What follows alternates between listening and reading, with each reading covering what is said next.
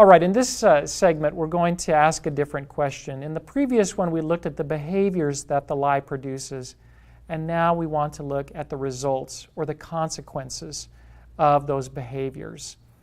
As Dara was taught, ideas have consequences. Ideas have results, they have impacts, and that's what we want to look at here. This can be a little difficult, so I want you to think in terms of these consequences at different levels. For example, what are the consequences of the behavior for individuals? What are the consequences for families? What about for your church or churches? What are the consequences for the society or the culture as a whole? And then what have been the consequences for you personally? How has this lie impacted you personally? What have been the consequences? Let me give you an example.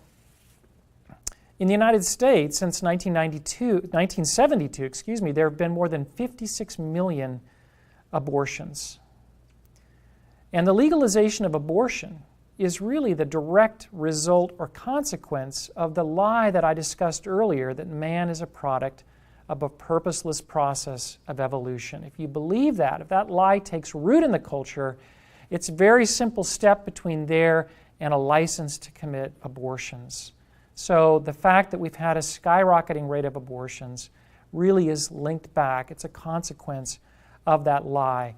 These consequences are like a web. There's so many of them from a single lie, but this is just one that you could identify from that lie. Now, these cultural lies are terribly destructive, and that is Satan's intention.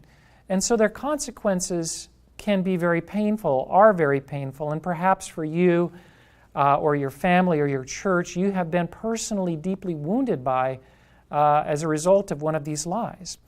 And what I'd like you to do now is take time and just reflect on that and share with one another how you have been impacted and the brokenness that it's led to in your own lives. And just remember that the purpose of our loving Heavenly Father is to bring healing to these areas of brokenness.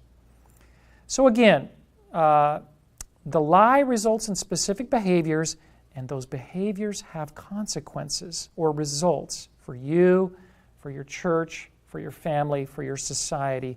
I want you to identify those consequences now before you go on to the next video segment. Once again, brainstorm, write them down. What are the consequences?